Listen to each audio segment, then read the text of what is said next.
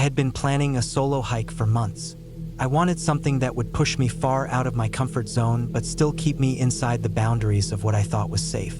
I studied maps, read about trails, and saved posts from forums where people shared long routes that weren't too crowded. I didn't want a tourist spot. I wanted silence, solitude, and the heavy weight of the woods pressing down on me until I could hear nothing but my own thoughts and the endless shuffle of my boots. The place I picked wasn't famous. It wasn't even a marked trail on some maps, just a string of old logging paths that cut deep into the forest. It sat in a state forest a few hours from where I lived. People rarely went there because the trailheads weren't obvious, and the ground had been left to rot back into nature after the logging stopped years ago.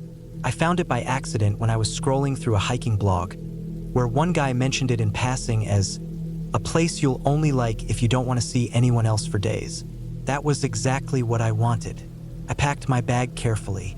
Food for 3 days, water bottles, a filter, my tent, sleeping bag, small stove, spare socks, a knife, a map printed from satellite images, and a compass. I checked the forecast again and again. No storms were coming. Just cool nights and mild days, the perfect kind of hiking weather. My pack was heavy when I shouldered it, but that heaviness comforted me. It was everything I needed to survive. The drive out was long, mostly highways, then smaller country roads, then finally a cracked strip of asphalt that cut through rolling farmland before ending in gravel. By the time I reached the point where I planned to leave my car, the air smelled different, cleaner. The road stopped at a barrier where an old dirt track led into the trees. That was the start. I locked my car, slung my bag higher on my shoulders, and walked into the forest. The first miles felt easy. The trail, though faint, was still obvious. Grass grew in the middle, with 2 old tire tracks pressed into the dirt where logging trucks must have once gone. Birds chattered overhead. Insects hummed in the heat. Sunlight fell in long yellow bars between the trunks. After a while, I stopped hearing anything but my own steps and my own breathing. The forest thickened, the track dipped and climbed, and soon the world behind me disappeared. I thought about how few people probably stepped out this way each year. How quickly things would go bad if I hurt myself or if I got lost. But that thought was why I was there. To feel something sharp, something real. The first night, I made camp beside a dry creek bed. The ground was soft with pine needles. I set up my tent, lit my stove, and cooked noodles. The smell filled the air, strange against the earthy forest scent. As I ate, the light drained from the sky, and the forest began to change. The daytime noise of birds quieted, and new sounds took their place. Cracks of branches, rustles in the underbrush, distant calls I couldn't place. Every sound felt close, too close. I sat still, spoon in hand, staring at the darkening trees. My mind tried to pin every sound to something ordinary. A raccoon, a deer, the wind, yet my chest felt tight. I reminded myself I was alone, that nothing was stalking me, that animals didn't care about me. I cleaned my dishes, crawled into my tent, and zipped it up. Sleep didn't come quickly. I listened for hours, eyes open, every snap of a twig jerking me awake even after I had drifted off. When I finally slept, it was a heavy, dreamless blackness. The second day, I woke stiff and damp. Dew covered everything, and the air had a chill bite. I ate oatmeal and packed quickly. I wanted to move. The trail sloped downward, crossing gullies and climbing again until my thighs burned. The deeper I went, the more the track disappeared. Trees closed in, their roots breaking across the soil, and thorny bushes grabbed at my legs. By midday, I had to keep checking my map. The path wasn't clear anymore. Sometimes I followed faint depressions in the earth, sometimes I guessed. I marked trees with broken sticks and piles of rocks, just in case. My compass became my most important tool. That afternoon, clouds built overhead though no rain was predicted. The sky dimmed, and the woods seemed to grow heavier. I felt like I was walking deeper into something I might not get out of. Still, I pressed forward. When I stopped to rest, I noticed something that set my stomach on edge. On the ground near where I sat, fresh footprints pressed into the mud. They weren't mine. The tread pattern was different. They were recent, maybe from the morning. Someone else had been out here. I froze. My first thought was relief. That meant I wasn't as alone as I thought. But that relief quickly changed into unease. Whoever it was hadn't passed me, and I hadn't seen them. That meant they were still ahead of me, or worse, watching from somewhere unseen. I kept walking but couldn't shake the feeling of eyes on me. That night, I camped in a low hollow, surrounded by tall trees. I tried to eat but had no appetite. Every sound outside my tent made me tense. At one point, I heard something large moving slowly through the brush. I held my breath, heart hammering, gripping my knife in the dark. The sound faded after long minutes, but I never forgot it.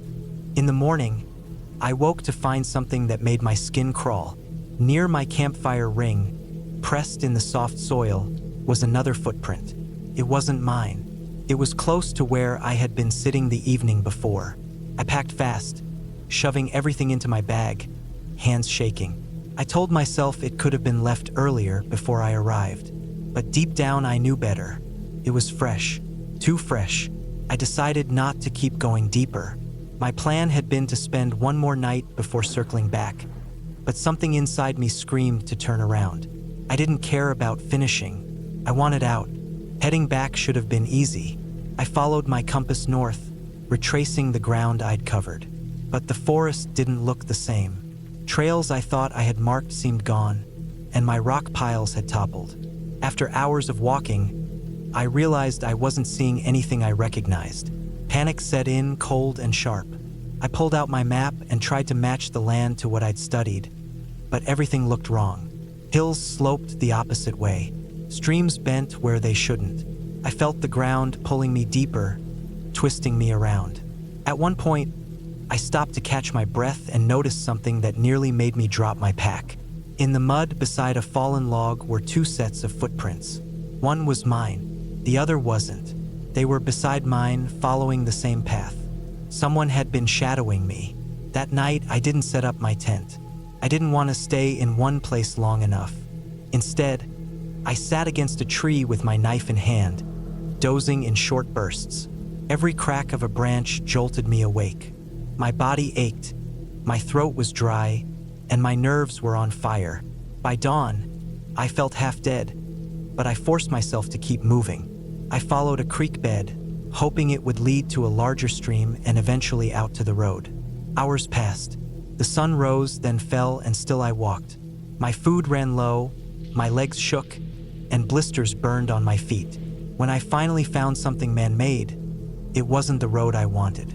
It was an old, rotting shack deep in the woods, hidden by vines and leaning on itself as if it might collapse. The sight of it made my stomach knot. I didn't want to go near it, but I also didn't want to stay exposed. Inside, the air smelled of mold and dust. The floor sagged, and broken tools lay rusting in the corners. I set my pack down just long enough to drink water and force myself to eat a few bites of food. My hands shook so badly I almost spilled everything. Then I saw it. Against one wall, in the dust, were fresh marks, footprints, and not just one set, several. That was when I knew without doubt that I wasn't imagining anything. Someone else was in the forest with me. Someone who had been close, too close, for days. I didn't stay. I grabbed my pack and ran. Branches tore at my arms, mud sucked at my boots, and my chest burned. I didn't stop until I collapsed by a stream, too weak to keep going. I don't remember falling asleep, but I woke to darkness. The forest around me was silent, unnaturally silent. No insects, no owls, no wind. Just silence so thick I could hear my own heartbeat pounding in my ears. And then I smelled smoke, not the faint scent of my old campfires. This was stronger, fresher, drifting through the trees. I lay frozen, staring into the dark, and then I saw it. Far off, through the trunks, a thin orange flicker. A fire. Someone was out there. I didn't move for hours. I stayed pressed against the ground, every muscle stiff, until the firelight faded and the forest went black again. When morning came, I forced myself to follow the stream again, moving as fast as my body would allow. I didn't stop for food, only water.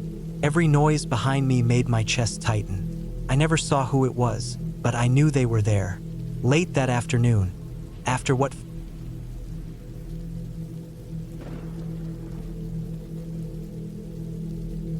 I had been planning a long solo hike for weeks. The idea of being out in the woods alone always gave me a mix of excitement and unease, but I liked pushing myself. I wanted to get away from the noise of my everyday life, away from screens, away from people. Just me, my pack, the trail, and whatever nature threw my way. I picked a stretch of rugged forest in the late summer, where the air was warm during the day but cool enough at night to make sleeping in a tent comfortable. I started early in the morning, parking my car at a small gravel pull-off near the entrance of the trail. The sky was clear, pale blue, with the sun already climbing higher. The forest around me was thick with tall trees, mostly pine and oak, their branches swaying gently with the breeze. I loaded my pack carefully: tent, sleeping bag, stove, food, water filter, spare clothes, first aid kit, flashlight, extra batteries, and a map folded into the side pocket. I double-checked the straps on my boots, hoisted the pack onto my shoulders, and began walking. The trail started out wide and easy, with dirt packed down from years of use. The morning air smelled sharp and clean, filled with pine and damp soil. I felt good as I moved steadily uphill, each step finding its rhythm. Birds called overhead, and the crunch of my boots on gravel blended into the sounds of the woods. By mid-morning, I had put several miles behind me. The trail grew steeper, narrowing as it wound higher into the ridges. Sweat gathered under my shirt, and I paused often to sip water. The silence out there was different from the kind of silence you find indoors. It wasn't empty. It had weight, like the trees themselves were pressing in, carrying centuries of stillness. Every sound I made seemed to echo louder than it should. As the day stretched on, the hike began to feel harder than I expected. My legs burned from the climbs, and the straps of my pack dug into my shoulders. Still, I pressed forward. I wanted to reach a ridge I'd seen on the map, a narrow rise that overlooked the valley. That would be the perfect spot to set up camp for the night. When I finally broke through the last stretch of switchbacks, the trail spit me out onto a rocky ridge that cut along the treeline. From there, I could see everything: the endless green spread of forest below, the pale shimmer of a river winding like a silver thread, and distant peaks blue with haze.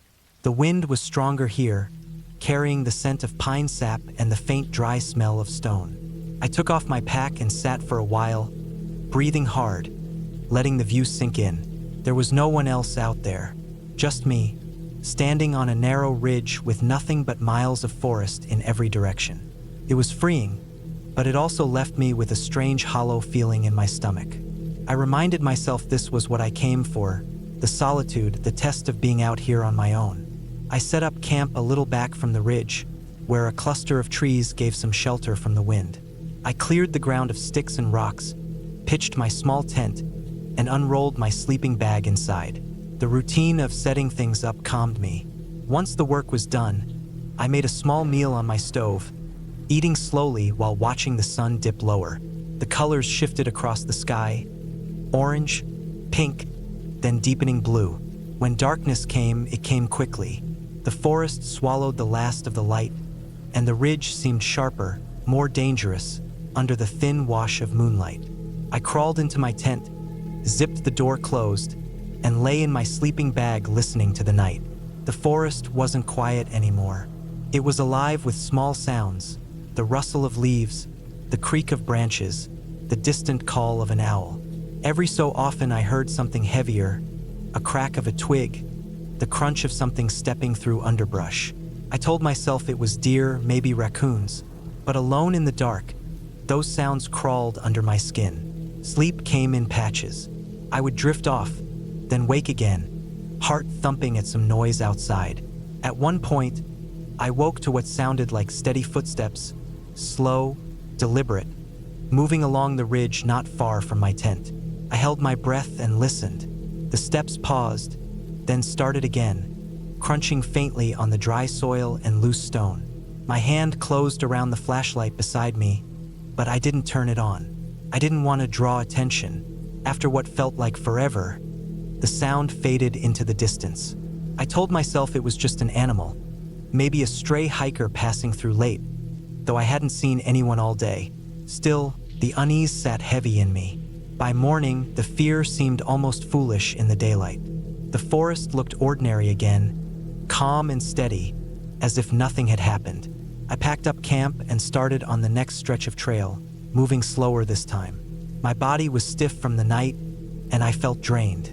The trail grew rougher as it cut deeper into the forest. Roots knotted across the ground, rocks jutted out, and the climb never seemed to stop. The trees grew thicker, the canopy dimming the light so that everything below seemed shadowed. I checked the map often, making sure I stayed on the right path. According to the markings, I would need to cross a narrow section of the ridge ahead before dropping down toward the valley. That section was marked with a caution line, warning hikers of the steep drop-offs. When I reached it, I saw why. The ridge narrowed to no more than a few feet wide, with sheer drops on either side. The ground was rocky, uneven, and the wind pushed against me as I stepped forward.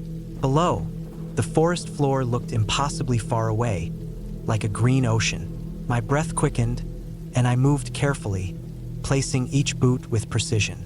The weight of my pack shifted with every step, and I adjusted constantly to keep balance. Halfway across, I froze. There, wedged into the rocks at the edge of the trail, was a torn piece of fabric. It was sun-bleached and frayed, clinging stubbornly to a sharp branch. It looked like it had once been part of a shirt. The sight of it made my stomach twist. Someone had been here before, maybe not long ago, and something had gone wrong. I forced myself to keep moving, focusing on the trail under my boots, until I finally reached the wider ground on the other side. My legs trembled with relief, but the unease clung to me. The forest felt heavier now, pressing in close. As the day wore on, the signs grew stranger. I found more scraps along the trail. A shoelace half buried in dirt, a cracked water bottle, the rusted frame of a lighter. They weren't fresh, but they weren't ancient either. They told a story I didn't want to imagine, of someone hiking this same path and not making it back. The worst came in the late afternoon. I was following the trail down a steep incline when I spotted something ahead, caught between two boulders. At first I thought it was another scrap of fabric, but as I got closer, my chest tightened. It was a backpack, faded, torn at one strap, but still mostly intact. It looked like it had been there for years, left to rot in the weather. I crouched beside it, staring. The zippers were half open, the contents spilling out, a rusted knife, a moldy sleeping bag, the shattered remains of a plastic food container, and inside one of the side pockets, something worse. A wallet, swollen with damp. I didn't open it. I didn't need to. The message was already clear. Whoever this bag had belonged to hadn't carried it out. The forest around me felt suddenly too quiet. The hair on my neck rose, and every sound seemed amplified. The wind in the trees, the scuff of a rock under my boot, even the pounding of my own heartbeat. I stood quickly, forcing myself to move, not wanting to linger near the pack. From then on, every step was laced with fear. I couldn't shake the thought of someone else walking these same steps years before, carrying their own pack, thinking they would make it back. Something had stopped them. The ridge, the terrain, maybe a fall. Or maybe something else. The trail seemed to twist endlessly, deeper and deeper into the forest. The sun began to lower again, the light thinning into gold. I knew I had to find a place to set up camp soon, but I couldn't shake the memory of that pack, the scraps of belongings scattered along the ridge. I pushed on longer than I should have, legs aching, until I found a small flat patch between two trees. I dropped my pack, hands shaking as I set up the tent. The forest was already dimming into dusk, and the shadows looked sharper than before. That night was worse than the first. Every sound outside my tent seemed deliberate. I lay awake for hours, clutching the flashlight, staring at the thin fabric walls that separated me from the darkness. At one point, I thought I heard breathing just outside, low and steady. I didn't move. I barely dared to breathe myself. Eventually it faded, or maybe I drifted into a shallow sleep, but the fear stayed with me. By morning, I knew I had to cut the hike short. The forest no longer felt like a challenge or an escape. It felt like a trap, like it was waiting for me to make a mistake. I checked the map and planned the fastest route back to the trailhead, even if it meant pushing myself harder than I wanted. The return was brutal.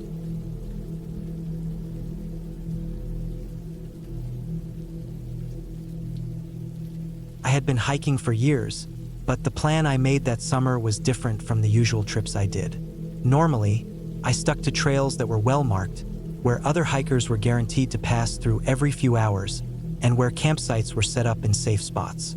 This time, I wanted something harder, something that would push me further. I wanted to follow a forgotten trail I had read about in an old guidebook, a path that hadn't been maintained in decades, but still existed if you knew where to look. The trail was supposed to cut across a dense section of forest and climb along the side of a ridge before looping back toward a river valley. It wasn't part of the regular system anymore, which meant it would be overgrown, muddy, and most likely unsafe in many areas. That was exactly why I wanted to try it. I told myself I had the skills, the gear, and enough experience to handle it. I packed extra food, extra water purification tablets, and enough supplies to last several days in case things took longer than expected. I started early in the morning. The first miles were easy, following a regular path that tourists used. The sun was low, the air was cool, and the forest smelled like wet soil and pine. I had the whole day ahead of me and I felt strong. After about 2 hours, I left the main trail at a point where the trees grew close together. There was no sign pointing to where I was going, just a faint line of dirt that disappeared into the brush. That was the forgotten trail. At first, it wasn't too bad. I could see where people must have walked years ago, maybe hunters or old hikers who remembered this route. The ground was uneven. Roots twisted across the dirt, and ferns brushed against my legs. I used a trekking pole to push through tall weeds and steady myself when I tripped. The silence was different from the main path. There were no voices, no sound of people ahead or behind. Just the wind moving in the canopy and the occasional call of a bird far off. Hours passed, and the trail became harder to follow. Fallen trees blocked my way, forcing me to climb over or crawl under. In some places, I had to search for several minutes to see where the dirt continued. I checked my compass often, making sure I was still moving in the right direction. Sweat soaked through my shirt, and my pack felt heavier with every mile. By mid-afternoon, I reached the ridge. The climb was steep, and the dirt kept sliding under my boots. I stopped often to catch my breath. The higher I got, the rougher it became. At one point, the trail narrowed to a strip no wider than my boots, with a drop on one side that disappeared into trees. My legs shook as I crossed it, trying not to look down. When I finally reached the top, I expected a view, maybe a wide stretch of valley below me. Instead, the trees were so thick that I could only see a wall of green. The air was cooler up there, but I knew I couldn't rest too long. The guidebook had said the trail would loop back down, following the ridge before bending toward the river. I trusted that if I kept going, I'd find it. But the path on the ridge was worse than anything before. It was barely visible. Branches slapped against my face. Briars tore at my pants. In some spots, I had to crawl on hands and knees. The ridge wasn't flat either. It rose and dipped like waves, and each dip was a swamp of mud and rotting leaves. I kept telling myself I could handle it. I had been in rough terrain before. I had camped alone many times, but something about this place felt different. It wasn't fear of animals or anything like that. It was the constant pressure of knowing I was far from the main trail, far from anyone else, with no easy way out if things went wrong. Late in the day, I realized I had miscalculated. The sun was already lowering, but I hadn't found the turn toward the river. My map showed the old trail making a bend by now, but all I saw ahead was more ridge. I thought maybe I missed the split, or maybe the guidebook had been wrong. I didn't want to risk searching in the dark, so I looked for a place to camp. I set up my small tent on the flattest patch I could find. The ground was damp and roots pressed against the floor, but it would have to do. I boiled water, ate a quick meal, and tried to rest. The sounds of the forest grew louder at night. Every rustle in the leaves made me open my eyes. I knew most of it was harmless. Raccoons, squirrels, maybe a deer, but being alone made every noise feel closer. I didn't sleep much. The next morning, I tried again to find the bend. I packed up and kept moving, pushing through more brush, climbing more dips and rises. My arms and legs were scratched raw. My boots were caked with mud. I kept glancing at my compass and the sun, but something wasn't right. I was moving east when I should have been going south. I stopped, checked the map again, and realized I had no idea where I was. Panic crept in. I tried to push it back, telling myself I could retrace my steps. I turned around, following the way I had come. But the ridge wasn't a straight line. The dips and rises all looked the same. I moved for an hour before realizing I didn't recognize anything. The forest swallowed trails quickly.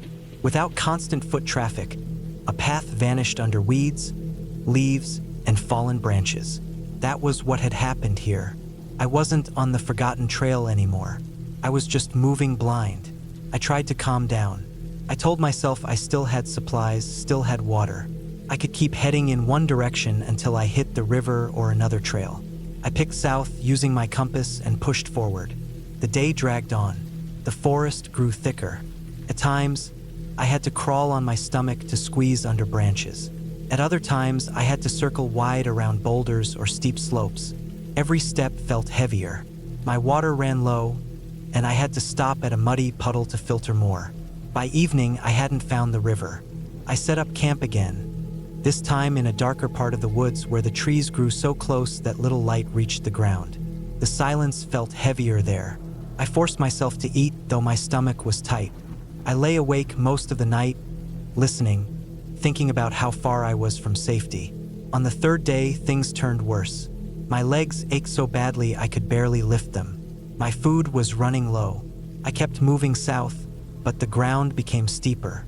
Slopes dropped sharply, covered in loose rock and wet moss. Several times, I slipped and caught myself just before sliding too far. Midday, I finally heard water.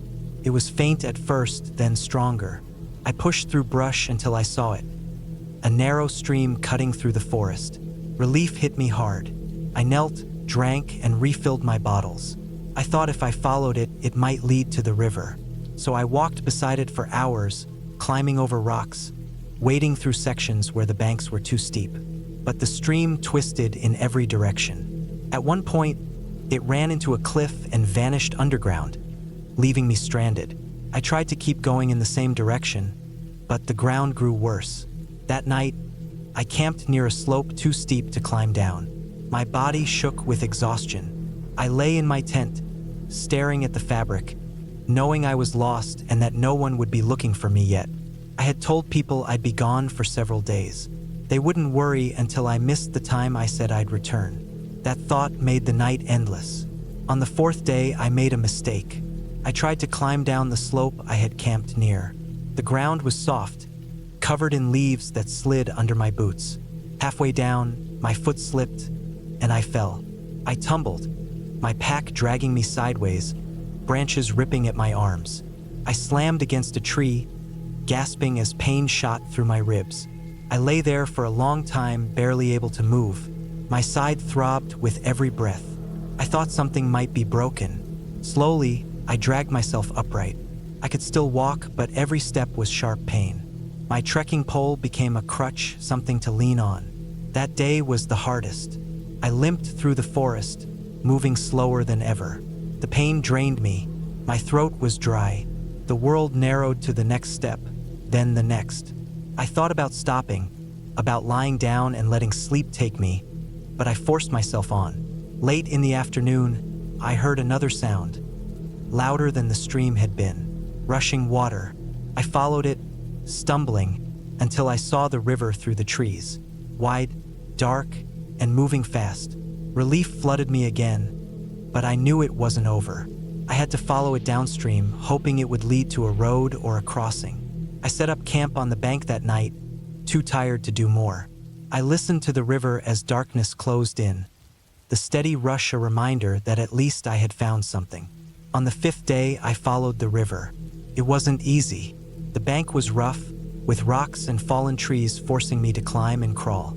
My ribs burned with every move, but I kept going. Hours passed, and then, finally, I saw it. A wooden bridge spanning the river. old, weathered, but solid. On the other side was a dirt road. I limped onto it, barely believing it was real. My legs shook with every step, but I kept moving. Not long after, I heard the distant sound of an engine. A truck appeared, coming slow down the road. I stepped into the open.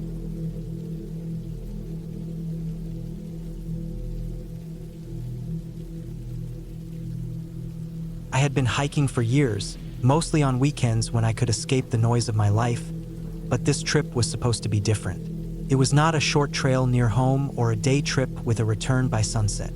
I wanted a longer challenge, something that would push me, something that would make me feel like I had gone somewhere remote and real. So I chose a ridge trail in a national forest that stretched for miles across mountains and valleys. The plan was simple in my head: hike in, set up camp, spend 2 nights, and come back out. I packed what I thought I needed: tent, food for 3 days, water bottles, a filter, my sleeping bag, a map, and a compass. I had my phone too, but I already knew service was almost non-existent in that forest. That was fine. I had read about people relying too much on their phones, and I wanted to do it the old way. The first part of the trail was wide and easy. I could hear the sound of a stream far below, and birds moved between the trees. The forest was green and thick, the air cooler than the town I had left behind. The climb was steady, and I sweated through my shirt within the first hour, but I told myself that was normal. I liked the feeling of being out there, my boots on dirt, the sound of wind moving through the tops of tall pines.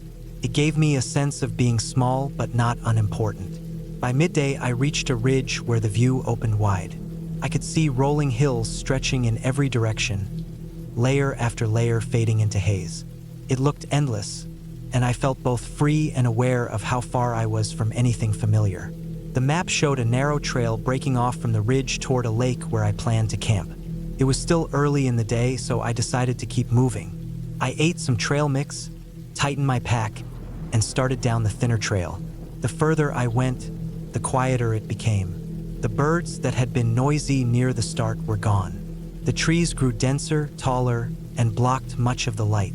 The ground was uneven, roots twisting underfoot, rocks scattered across the dirt. I slowed down, taking more careful steps. At one point, I thought I heard something heavy move off in the brush, but when I stopped, the sound stopped too. I waited a moment, listening hard, but nothing else followed. I kept going. After another hour, the trail looked less like a trail and more like a faint path. Grass and weeds grew high on both sides, and fallen branches blocked the way. I checked my map again. According to it, the path should lead to the lake, but I started doubting how often people came out this way. I hesitated, then pushed forward. I wanted to see that lake. I told myself if it got too rough, I could always turn back and set up camp closer to the ridge. It took longer than I thought to reach water. The ground dropped sharply, and my knees ached from the downhill. When I finally broke through a line of trees, I saw the lake sitting still and black, reflecting the sky. The place looked untouched, almost hidden. No signs of campsites, no fire rings, no footprints. Just silence. For a second it felt like stepping into a place I shouldn't be, like crossing a line into something too empty. But I told myself that was just nerves. I set my pack down, stretched my back, and started pitching my tent near the edge of the trees. The evening was quiet, too quiet. I cooked a small meal on my stove, watched the lake darken, and climbed into my sleeping bag as the air cooled. I thought I would sleep well after the hike, but I woke up over and over, listening to small snaps in the forest. Branches breaking, faint rustles, something splashing once in the water. Every time I held still, breathing slow, waiting for the noise to come again. Sometimes it did, sometimes it didn't. Eventually exhaustion won, and I drifted off. Morning brought a pale light over the trees. My neck felt stiff and I wanted to stretch my legs.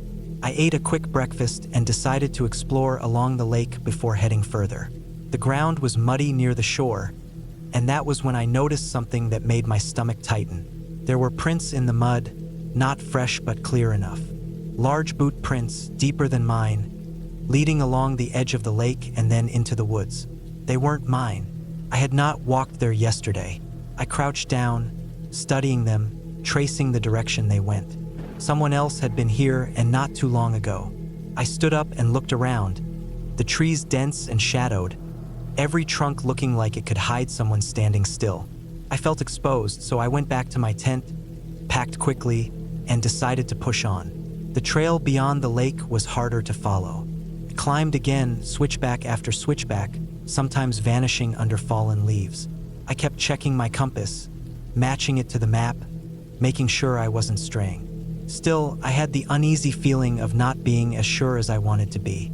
Around noon, the clouds thickened, and the forest dimmed. I pushed harder, but the air felt heavier. When I finally stopped to drink water, I noticed another sign that froze me. A broken branch about chest high, splintered fresh, as if someone or something had snapped it while moving through. Below it, pressed into the dirt, were faint marks. Boot prints again, larger than mine, going the same way I was heading. I tried to steady myself. Maybe it was just another hiker. People came out here, but the prints unsettled me. They were older than today, but not too old. The thought that someone else was moving through the same isolated trail without me knowing exactly where they were gnawed at me. I tightened the straps on my pack and walked faster. Every sound behind me made me look back. A twig snapping, leaves shifting. I started imagining someone shadowing me, just out of sight. By late afternoon, I realized I had a problem. The trail was gone. I had followed what looked like it for hours, but now I was standing in thick woods with no clear path. I pulled out the map again, but it was hard to match the trees to paper. I tried moving in the direction I thought was right, but the land sloped and twisted. After half an hour, I admitted it, I was off the trail. The sun was dipping lower, the forest getting darker. My chest tightened. I forced myself to stop, breathe, and think. I still had gear, I still had food and water, I still had daylight left. The best plan was to set up camp, rest, and try again tomorrow with a clearer head. So I did. I found a flat spot, pitched my tent, and lit my stove. The warmth of food helped, but my nerves stayed sharp. I kept glancing into the trees as if waiting for someone to step out. Once, while gathering sticks for a small fire, I thought I saw movement, a shadow between trunks, but when I focused, it was gone. My skin prickled. I retreated back to my tent and zipped it tight. That night was worse. Every sound seemed louder. At one point, I was sure I heard heavy steps moving past. Not close, but close enough. Slow, deliberate. My heart pounded, my mouth dry. I lay still for what felt like hours, gripping my knife, barely breathing. Eventually, the sounds faded, or maybe I drifted into a shallow sleep. I don't know. The next morning, I decided I couldn't wander randomly. I needed to find the ridge trail again, no matter what. I tried backtracking, but the forest confused me. Everything looked the same. The map didn't help much without clear landmarks. I climbed a hill hoping for a view, but all I saw were more trees rolling in every direction. That was when panic tried to crawl up my throat. I pushed it down. I told myself I wasn't hopeless. Not yet. I still had supplies. I just needed to keep moving carefully. But as the day wore on, I found more signs that rattled me. Another boot print. This one fresh, pressed sharp into damp soil. Someone else was out here. Not just old tracks, but recent. The direction wasn't clear. It could have been heading toward me or away, but it meant I wasn't alone. Instead of comfort, it made my skin crawl. Whoever it was hadn't made themselves known. Why? I kept moving, checking over my shoulder constantly. The forest closed in, shadows lengthening as the afternoon died. I heard something once behind me, a crack like weight on a branch, and I spun around fast, knife in hand. Nothing but trees. I stayed frozen, listening. The silence that followed was worse than noise. I felt like I was being watched, studied. By the time I found a clearing to camp, my hands were shaking. I didn't want to stop, but I couldn't hike blind in the dark. I set my tent close to thick brush, hoping it would hide me. I didn't cook that night, just ate some cold food, not wanting to make smells or noise. I sat in the dark long after the light was gone, ears straining, body tense. Hours passed. Once I thought I heard breathing outside my tent, slow and steady. But when I held my breath and listened harder, it faded away. I didn't sleep. Not really. The following day, everything inside me screamed to get out, to find the main trail, to leave the forest behind. I packed quickly, barely ate, and started moving north according to my compass.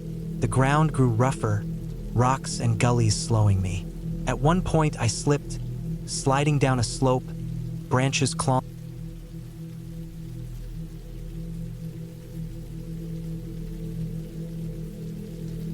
I had been hiking for years, but that trip into the mountains changed the way I looked at the outdoors forever. I used to think of the wilderness as a quiet, safe place if you came prepared, but I learned quickly that being out there, miles from help, can turn dangerous in ways you don't expect. What scared me most about what happened wasn't anything supernatural or strange. It was how quickly a normal trip could slide into a fight for survival, how one bad decision could lead to another, and how isolation eats at you when you realize no one is coming to help right away. It started on a Friday in late summer. I had taken a few days off work and planned a solo hiking trip in a mountain range about 5 hours from home. I wanted a break from everything. No noise, no people, no phone service. Just trees, trails, and my own pace. I had mapped out a loop that would take me 3 days to finish. The plan was to hike about 12 miles the first day, set up camp near a small alpine lake, hike another 10 or so miles the second day, and finish the loop back to my car on the third. My pack was heavy but manageable. I had a tent, a sleeping bag, a pad, a small stove, food for 4 days, extra clothes, water filters, and a detailed map. I had hiked plenty of times before, so I thought I knew what I was doing. I even had a whistle, a headlamp, and a backup battery for my phone, though I knew it would be useless without service. The trail started easy. The air was cool that morning, the sun just breaking over the trees. I walked along a dirt path that gradually climbed higher, weaving through thick forest. Birds called from the branches, and the crunch of gravel under my boots kept a steady rhythm. I felt good, confident. I stopped a few times to drink water and adjust the straps on my pack. As the day went on, the trail grew steeper. The forest thinned, replaced by rocks and low shrubs. The air felt drier, and the sun was hotter on my neck. Around noon, I stopped for lunch near a stream. I filled my bottle, filtered the water, and ate a simple meal of jerky and nuts. By late afternoon, I reached the lake where I planned to camp. It was smaller than I expected, but the water was clear, reflecting the ridges around it. I found a flat spot among some trees, set up my tent, and cooked a freeze-dried meal. The quietness of the area made me feel both relaxed and uneasy. There was no one else around, and as the sun went down, the shadows stretched long. That first night was uneventful. I slept lightly, waking up a few times to the sound of wind rattling the tent walls. The air grew colder than I expected, and I pulled my bag tighter around me. When I got up in the morning, frost coated the grass near the lake, sparkling in the early light. I packed up and started the second leg of the loop. The trail was supposed to climb higher, cut across a ridge, and then wind down into another valley where I would camp the second night. I checked my map carefully. There was one junction I needed to watch for, a split where one path went back toward the trailhead and the other continued along the loop. The climb was brutal. Loose rocks slid under my boots, and I stopped often to catch my breath. At one point, I looked back and saw the lake far below, shrinking to a small patch of blue between the trees. I pressed on, telling myself I'd be rewarded with views once I hit the ridge. By midday, clouds started to roll in. They were dark and heavy, drifting quickly over the peaks. I felt the air shift colder, and the wind picked up. I tightened my jacket and kept moving, hoping to get down to the valley before any rain hit. That's when I came to the junction. The signpost was old, the wood splintered and leaning. One arrow pointed left, the other right, but the lettering was faded. I pulled out my map, squinting at the contour lines and trying to match them with what I saw around me. I thought the loop trail was the left fork, so I went that way without hesitating too long. First, the trail seemed fine. It was narrow but still worn from use, winding along the ridge with steep drop-offs to one side. I moved carefully, planting my feet and using my poles to balance. The The wind howled louder, pushing at me as I walked. Then the rain started. It came suddenly, sharp and cold, pelting down on my jacket and soaking my pants. The rocks grew slick, and I slowed my pace, watching every step. My glasses fogged up, making it harder to see. Hours passed like that. The trail dipped down into another patch of trees, but something felt off. It didn't match what I remembered from the map. I tried to reassure myself, telling myself I was still on the loop, that I'd see landmarks soon. But as the afternoon dragged on, I grew uneasy. The valley I expected never appeared. Instead, the path seemed to vanish into brush and rocks. I checked my map again, but nothing lined up. My stomach tightened as the truth sank in. I had taken the wrong fork. I thought about turning back right away, but the storm was still raging. Climbing back up the slick ridge in heavy rain felt dangerous. I decided to keep moving down, figuring I'd hit another trail or maybe a creek I could follow. The farther I went, the worse it got. The trail narrowed until it disappeared completely, leaving me picking through wet brush and mud. My boots slipped often, and once I fell hard on my side, bruising my hip. I cursed under my breath and forced myself to keep going. By evening, I was soaked, shivering, and exhausted. I realized I wasn't getting anywhere, and darkness was closing in. I had no choice but to set up camp where I was. I found a small clearing under some twisted pines, set my tent on uneven ground, and crawled inside. That night was miserable. Water dripped through the seams, and the wind roared through the trees. I barely slept, my body aching from the day's strain. The next morning, the storm had passed, but the sky was gray and heavy. I packed up and tried to retrace my steps uphill, but the wet ground made it nearly impossible.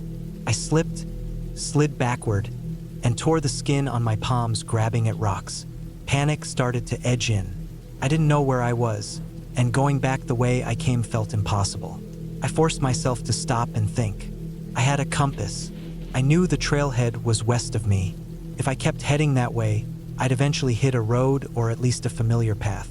It sounded simple, but nothing in the mountains is ever simple. The next 2 days blurred together into a nightmare of endless climbing and stumbling. I rationed my food, but my energy drained fast. My legs ached, my shoulders burned from the weight of the pack, and every step felt heavier than the last. At night, I pitched my tent wherever I could, listening to every creak of the forest around me. Hunger gnawed at me constantly. On the third morning of being lost, I woke up dizzy and weak. My water filter had clogged, and I wasted precious time trying to clean it out. I drank little, afraid of running out completely. My lips cracked, and my tongue felt like sandpaper. By afternoon, I found a faint animal trail leading downhill. I followed it, hoping it would lead to water. Hours later, I stumbled into a narrow ravine with a trickle of a stream running through it. Relief washed over me. I filled my bottles, drank deeply, and felt life return to my body. Still, I was far from safe. I had no idea how far I'd strayed from the loop. My map felt useless now. The terrain around me didn't match anything on it. All I could do was keep following the stream, praying it would lead to a larger river or signs of civilization. Day bled into night, and I lost track of time. My legs were covered in cuts from brush. My boots rubbed blisters raw, and my stomach cramped from hunger. I ate the last of my food on the 5th day. After that, I chewed pine needles to keep the emptiness at bay. The scariest part wasn't the hunger or exhaustion. It was the creeping thought that no one knew exactly where I was. I had told friends I'd be on the loop, but I wasn't on the loop anymore. If searchers came, they'd be looking miles away from where I wandered. By the 7th day, I was barely moving. My pack felt like a sack of rocks, and I abandoned most of the gear to save strength. I carried only water, my jacket, and a whistle I blew whenever I thought I heard something. The sound vanished into the endless trees. On the 8th morning, I woke to the sound of distant rushing water. I forced myself up and staggered toward it. The stream I'd been following widened into a river, and along its banks, I saw something that made my heart jump. A rough dirt road carved into the hillside. I nearly collapsed from relief, The road meant people had been here, maybe loggers or rangers. I followed it for hours, each step agony, until I rounded a bend and saw a parked truck in the distance. My legs gave out then, but I dragged myself forward, waving my arms weakly. The man who found me said later I looked like a ghost, filthy, hollow-eyed, barely able to speak.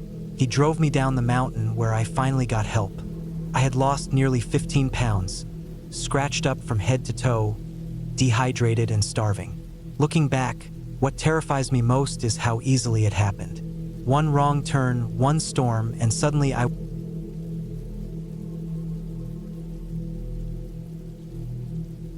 had always liked hiking alone. Something about being in the woods with nothing but the sound of my own breathing and the crunch of dirt under my boots gave me a strange kind of peace. I planned this particular hike in late September, when the air was cool enough that the mosquitoes were gone and the crowds at the trailheads had thinned out. I picked a state forest I had never visited before, about a 2-hour drive from home.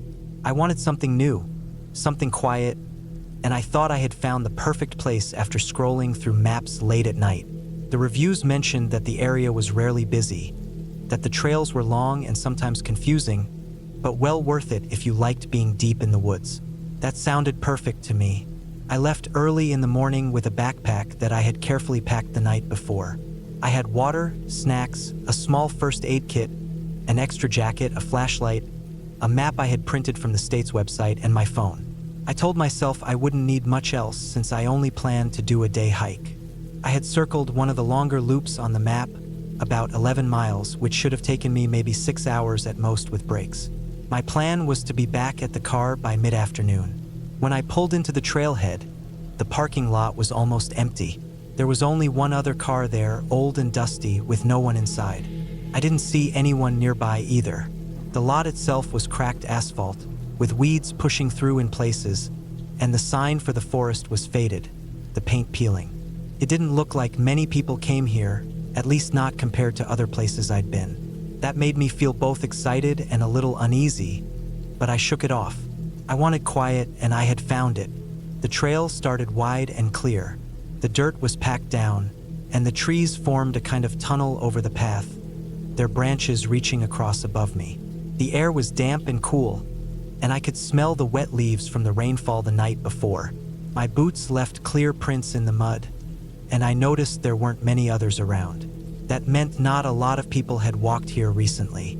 The forest was still, the only sounds being distant bird calls and the occasional rustle of something small moving through the undergrowth. For the first few miles, I felt completely fine. I moved quickly, enjoying the rhythm of my steps, the way the trail curved and dipped through the woods. I stopped to take sips of water, checked my map a couple of times, and kept going. I didn't see a single person. It was like I had the entire place to myself. Around mile 4, the trail started to narrow. The path wasn't as clear, and fallen branches lay across it here and there. The blazes on the trees, the painted marks that showed the way, looked old and faded. I had to slow down and pay closer attention. My map showed that the loop I had chosen crossed with several other trails, some of which weren't marked very well. I reminded myself to keep track of every turn. After a while, I came to a fork. One path went left, sloping downward, while the other curved right and uphill.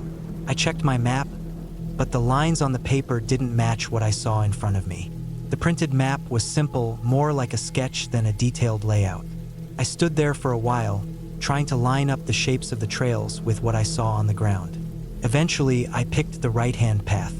It felt more like the main trail, and I convinced myself it matched the loop I was aiming for. The forest grew denser. The trees were closer together, the light dimmer even though it was still midday. I noticed how quiet it was. Too quiet. The birds seemed to have stopped calling, and the only sound I heard was my own breathing. I kept going, though unease was creeping in. I thought about turning back, but I told myself I would recognize the fork easily if I had to return. The path climbed steadily, and after another half hour, I realized something was wrong. The trail didn't look like it had been used much at all. Grass and weeds grew in the middle of it, and I hadn't seen a blaze on a tree in a long time. I stopped and looked around, and that was when I felt the first real spike of fear. The forest looked the same in every direction. I couldn't see the fork anymore, and I wasn't sure exactly how far back it had been. I pulled out my map again, but the lines seemed meaningless now. I couldn't even be sure which trail I was on. I decided to turn back. I felt a little embarrassed with myself for getting off track, but I knew that was the smart choice. I retraced my steps, moving quickly, but the forest felt different going the other way. I kept expecting to see the fork, but the path seemed to stretch longer than it had before. I checked my phone, but of course there was no signal. I still had battery, at least, but that didn't help me much. When I finally came to what looked like a split in the trail, I stopped in confusion. This wasn't the fork I had seen earlier. Instead of two clear paths, there were three, each overgrown and faint. None of them looked like the one I had taken before. My stomach sank. I realized I must have wandered onto some forgotten section of the forest, an old trail that wasn't on the map. I sat down on a fallen log, trying to calm myself. I told myself I had enough water, some food, and daylight left. I just needed to pick a direction and stick with it. The problem was, I didn't know which way would lead me back to the main loop. I thought about heading downhill, reasoning that most trails eventually led to roads or creeks, but the woods were so thick that I couldn't see very far. I picked one of the trails almost at random and started walking. The deeper I went, the worse the trail looked. It was barely a trail at all, just a faint depression in the ground where people might have walked long ago. Branches slapped against me as I pushed through. My legs started to ache, and I felt sweat building under my jacket even though the air was cool. After what felt like an hour, I realized I had gotten myself even more lost. The trail vanished completely, leaving me standing in the middle of the woods with no clear path in sight. I turned in a circle, but everything looked the same: trees, undergrowth, shadows. My heart pounded in my chest, and I felt a rising panic. I forced myself to stop, breathe, and think. I decided to mark where I was with a pile of stones, so I could at least keep track of whether I was walking in circles. I started moving again, this time slower, breaking branches as I went so I could follow them back if I had to. I tried to aim in one direction, hoping it would eventually lead me somewhere. But the forest was endless. Every ridge I climbed only showed me more trees. Every dip into a valley felt the same as the last. Time seemed to stretch strangely. My watch said it was late afternoon, but the light was already fading under the canopy. I realized with dread that I might not make it back before dark. I found a small clearing and decided to stop. My legs were shaking from exhaustion, and I knew stumbling around in the dark would only make things worse. I ate one of my granola bars, drank some water, and pulled on my extra jacket as the air grew colder. I used my flashlight to scan the trees, the beam cutting through the shadows, but it only made me feel more exposed. I could hear noises now, branches cracking in the distance, leaves rustling. Probably deer, maybe smaller animals, but every sound made my nerves tighten. That night was one of the longest of my life. I didn't sleep. I sat against a tree, my flashlight in my lap, listening to the forest shift and groan around me. The cold seeped into my bones, and my stomach ached with hunger even though I forced myself to ration what little food I had left. I kept imagining things moving just beyond the beam of my light, though I never saw anything clear. When morning finally came, I felt numb and heavy, but also determined. I couldn't stay in one place. I had to find a way out. I picked up my pack, left another marker with stones, and started moving downhill, hoping I'd find water or maybe stumble onto a road. My throat was dry from not drinking enough, and every step felt harder than the last. Hours passed. My feet blistered inside my boots. My flashlight batteries were already running low from the night before, and I kept turning it on and off even though it was daylight, just to reassure myself it still worked. I thought about the parking lot, my car sitting there waiting, and it felt like something from another life. Late that afternoon, just when I thought I couldn't go any farther, I heard something, faint but real, the sound of rushing water. I pushed toward it, stumbling through the undergrowth, and finally broke through the trees to find a creek. Relief washed over me. Water meant life, and it might also mean a trail nearby.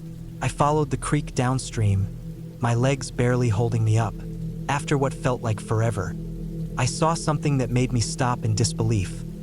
A wooden footbridge, old and weathered, stretching across the water.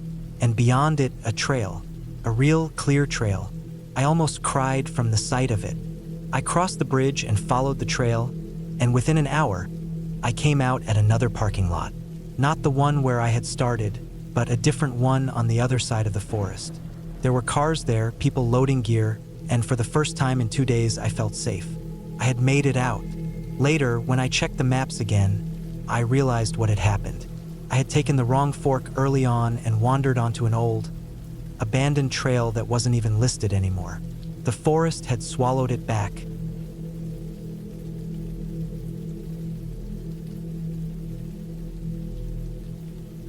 I had planned the hike for weeks, maybe even months.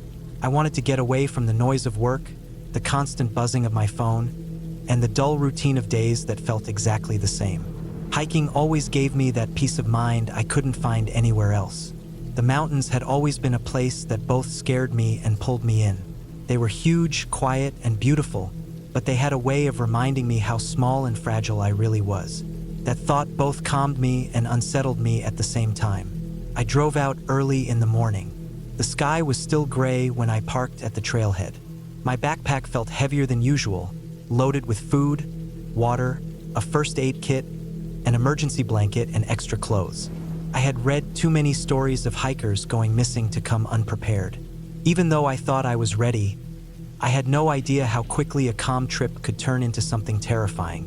The air was cold when I started walking. My breath made little clouds, and the forest smelled like pine and damp soil. The ground was soft under my boots, covered with fallen needles, and the sound of birds echoed above me.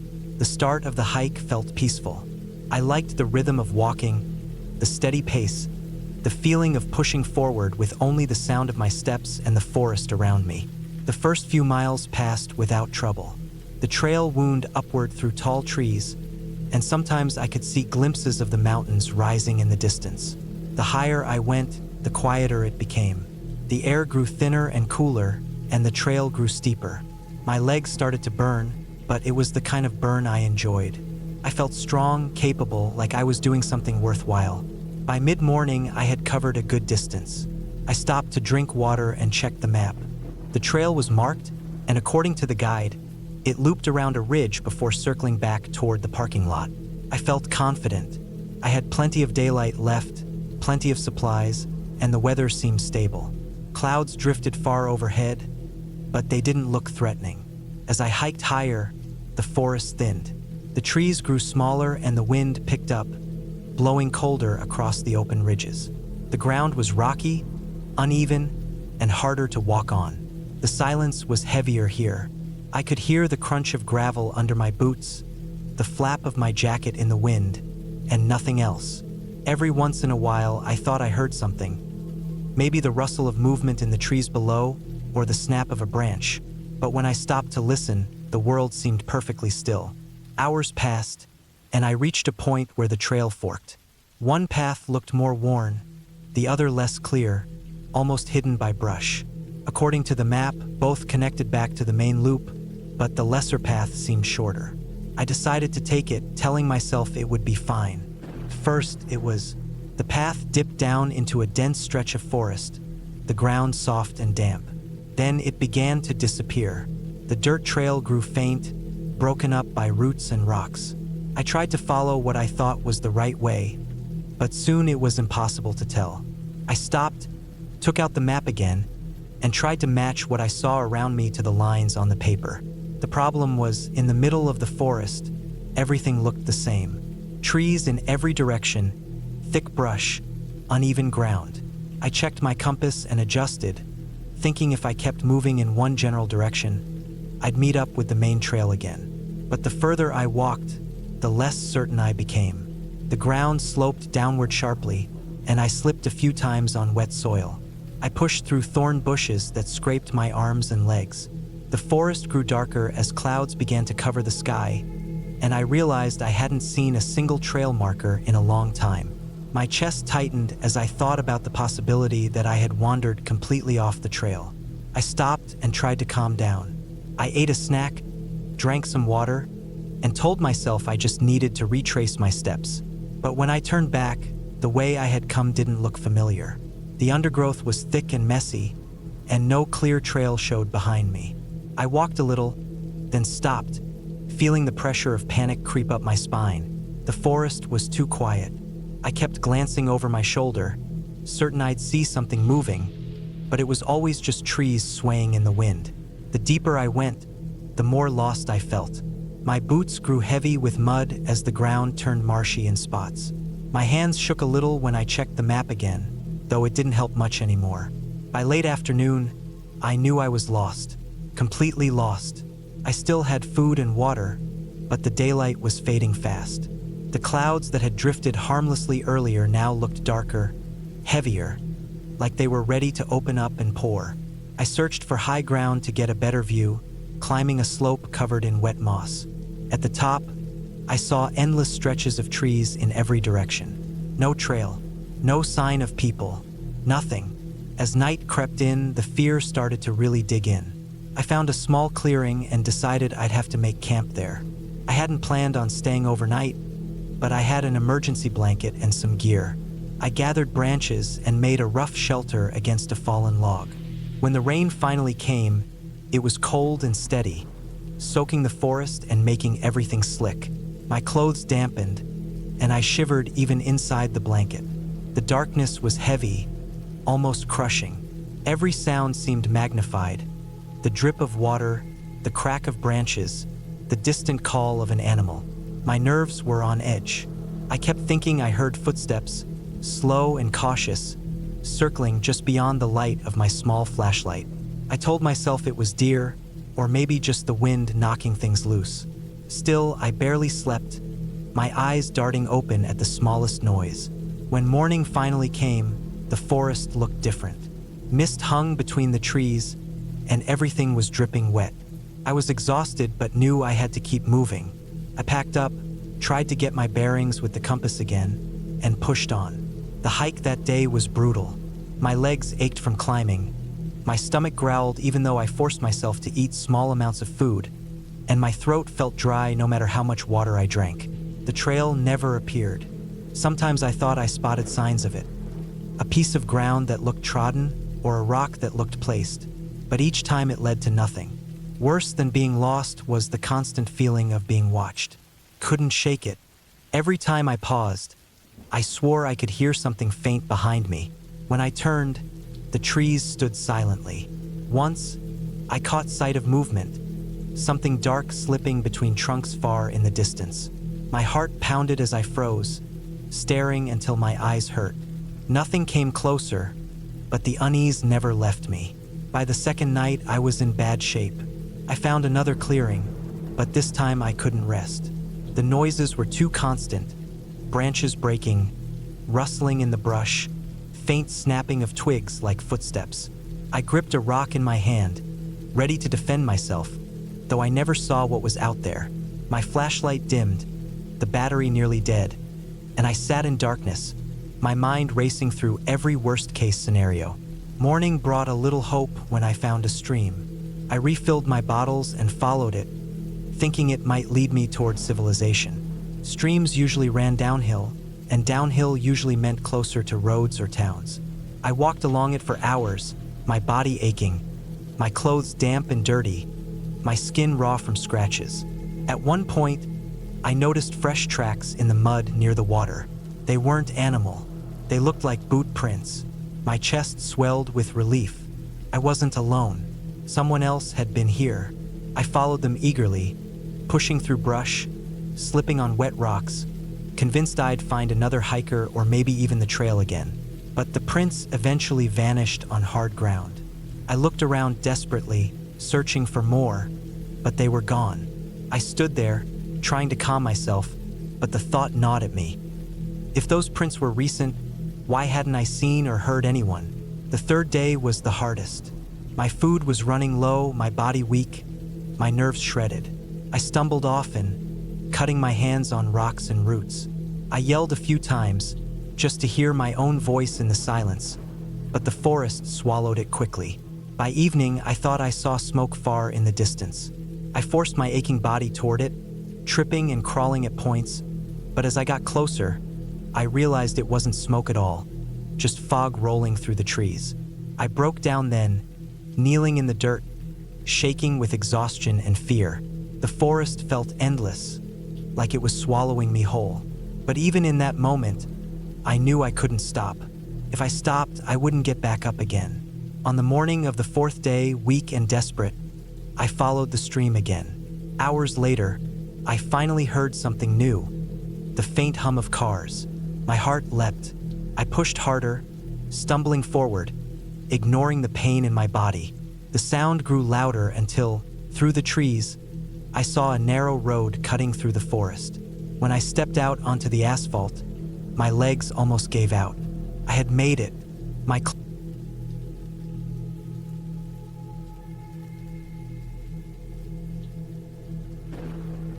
I went hiking alone in late September, a time when the weather was just starting to turn cold, but not enough to keep me indoors. I wanted to test myself, to spend several days out in the woods with nothing but a backpack, a tent, and whatever food I could carry. I picked a remote trail in the northern part of the state, one that was said to be beautiful but rarely used compared to the popular ones. That was exactly what I wanted: space, silence, and the kind of challenge that forces you to stay alert. I didn't realize until much later that sometimes being too far from people doesn't just bring peace. It also removes safety, and it leaves you with no help when things go wrong. The drive to the trailhead took several hours. By the time I got there, the air felt different, crisp and sharp, with leaves already turning shades of orange and red. The parking area was small, and there were only 2 other cars parked when I arrived. I tightened the straps on my backpack, locked my car, and started walking. The first stretch of the trail was calm, a wide dirt path leading deeper into the forest. My pack was heavy, but I had trained for weeks by carrying weight around my neighborhood. I felt strong and ready. The forest swallowed me quickly. The further I walked, the less I could hear of the road behind me. Birds called from the trees, and squirrels ran through the fallen leaves. The trail narrowed until it was nothing more than a footpath marked with faded blazes on the trunks of trees. I followed them carefully, double-checking each turn, not wanting to lose my way this early. The plan was to hike 12 miles the first day, set up camp near a stream I had marked on the map, and continue further into the wilderness over the next 2 days. I carried just enough food for the trip and a small water filter. Everything felt under control. For the first few hours, the forest seemed welcoming. The sound of water moving through small gullies and the crunch of leaves under my boots gave me a rhythm, almost like background noise that kept me moving. But as the sun began to lower in the sky, the feeling of calm started to shift.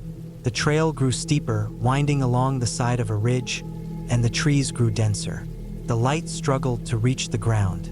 My pack felt heavier with each step, and the silence became thicker, broken only by the sound of my breathing. Every once in a while, I stopped to listen. There were fewer birds now, less movement in the trees. I reached the stream near dusk. It was narrower than I expected, just a shallow trickle between mossy rocks, but it was enough. I set up my tent on a flat spot nearby, collected water, and boiled a small meal on my stove. As darkness fell, I crawled into my sleeping bag. I listened to the forest settle down around me, the way it always does at night, until only the faint rustling of leaves and the distant sound of the stream remained. I felt uneasy for reasons I couldn't explain, but I told myself it was normal. Being alone out there makes your senses sharper. Every sound seems louder, every shadow seems longer. Sleep came slowly, in short bursts. I woke several times in the night to the sound of twigs snapping outside my tent. Could have been deer, maybe raccoons, but every time I held my breath and waited until it passed. I never heard footsteps moving away, just single sharp cracks in the dark, and then silence. By morning, I was tired but determined to keep moving. I packed up, filled my bottles, and started back on the trail. The air was colder than the day before, and fog drifted low between the trees. It made the trail harder to see. I checked my map and compass often, forcing myself to stay focused. The further I hiked, the narrower the path became. Sometimes it vanished entirely, leaving me to search for the next faded blaze on the bark of a tree. I noticed old signs of campers here and there, blackened fire pits, empty cans half buried under leaves, but nothing recent. Felt like no one had been here in months. Around midday, I stopped to rest on a fallen log. I pulled out some trail mix and chewed slowly. That was when I noticed the quiet again. No wind, no birds, no movement, just stillness, as if the whole forest was holding its breath. It made the hairs on my neck rise. I kept telling myself it was nothing, just my mind playing tricks. I finished eating, adjusted my pack, and pushed on. By late afternoon, clouds rolled in. The sky darkened quickly, and a light rain started to fall. I pulled on my jacket and kept moving, but the ground grew slick, and the trail seemed harder to follow. I lost sight of the blazes more than once and had to backtrack. When I finally admitted I wouldn't reach my next planned stop before dark, I started searching for another flat spot to camp. I found one near a cluster of boulders, set back from the trail. Felt more hidden than my last site, almost tucked away. I told myself that was a good thing. I set up my tent quickly as the rain grew heavier. By the time I crawled inside, the forest was dripping, each branch releasing water onto the ground in slow, steady drops. I boiled water for noodles, ate them quickly, and tried to ignore the feeling of being watched. It wasn't just a thought. It was heavy, pressing against me. Every time I unzipped the tent to look outside, nothing was there. Just trees, rocks, and rain. That night was worse. I barely slept. At some point, long after midnight, I woke to the sound of something moving near the boulders. It wasn't quick, like a deer. It was slow, deliberate, with weight behind it. My heart pounded as I held still in my sleeping bag. The sound came closer, then stopped. I could hear my own breath, shallow and quick, but nothing else. For hours I lay there, too afraid to move, until exhaustion finally pulled me into a restless sleep. In the morning, the ground outside my tent was marked. The rain had softened the soil, and something heavy had stepped through during the night. The prints weren't clear enough to tell what made them, but they were large and spread far apart. They led past my tent and toward the trees. My stomach turned cold as I stared at them. I forced myself to pack up, my hands shaking, and got back on the trail as quickly as I could. The third day was the hardest. I was worn out, my legs ached, and my nerves were frayed. I kept glancing over my shoulder, certain I wasn't alone. The trail grew rougher, climbing higher into the hills.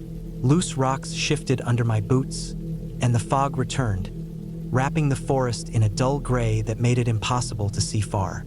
I knew I needed to stay calm and focused, but my mind kept racing. By late afternoon, I realized I had gone too far off course. The blazes were gone, and the path had split into faint animal tracks that led in different directions. I tried to retrace my steps, but the fog made everything look the same. I felt panic start to build in my chest, a tightness that made it hard to breathe. I forced myself to stop and take out my map and compass. I tried to line them up, tried to figure out where I had gone wrong, but my hands shook too much to hold them steady. I chose a direction and followed it, hoping it would lead me back to the trail.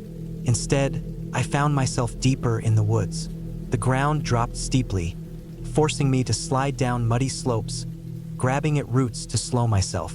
My clothes were soaked, my pack heavier than ever. By the time I reached a small clearing, darkness was falling. I had no choice but to camp there. That night, the fear grew sharper. The noises returned, slow, heavy steps outside my tent, pausing, moving again, always just out of sight. I clutched my knife in my hand, knowing it was useless if anything truly dangerous came through. I didn't sleep at all. I just lay there, waiting, listening, every nerve stretched thin.